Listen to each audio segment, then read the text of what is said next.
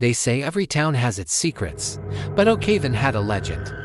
A library that only appeared once a year, at midnight on the last Friday of October. It wasn't on any map. To find it, you had to follow the scent of old paper and the faint sound of a whispering choir. The legend claimed it held every story ever forgotten, and one story that was your own with an ending you hadn't lived yet. I'm Laura Vance, a true crime podcaster, and I thought it was all just a ghost story, perfect for my spooky October special.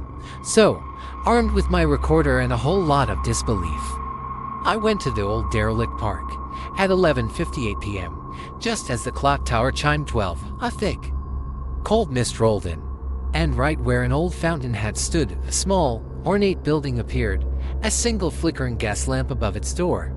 The midnight library, the door side open. Inside, the place was impossibly huge, shelves stretching into a darkness that just swallowed the light. The air was thick with dust and decaying leather. There was no librarian, only the sound of pages turning, though no one was there to turn them.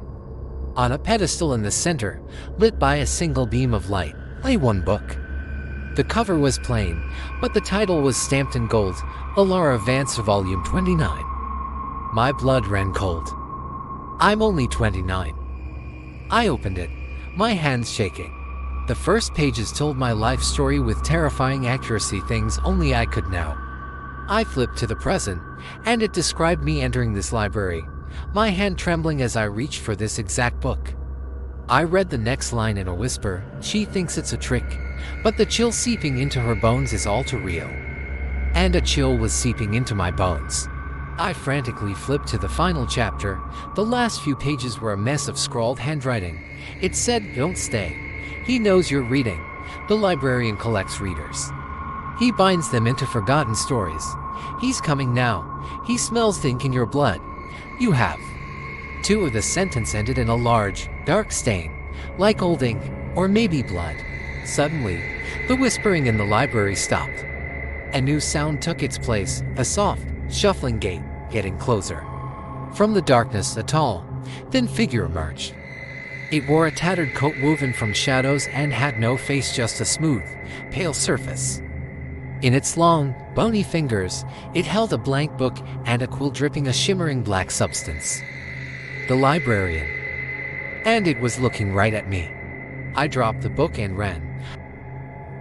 I didn't stop until I was locked in my brightly lit apartment, my heart hammering against my ribs.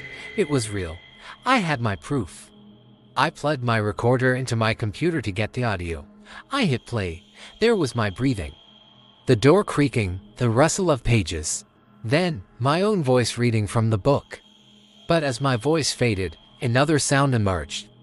A sound I didn't hear in the library.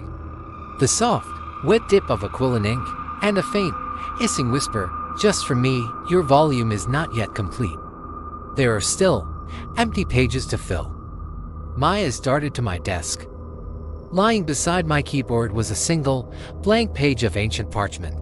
And on my wrist, a fresh, black ink stain was slowly soaking into my skin, smelling faintly of old paper and despair. So tell me, if you found a book with your future in it, would you turn to the last page? Let me know in the comments below. Thanks for watching.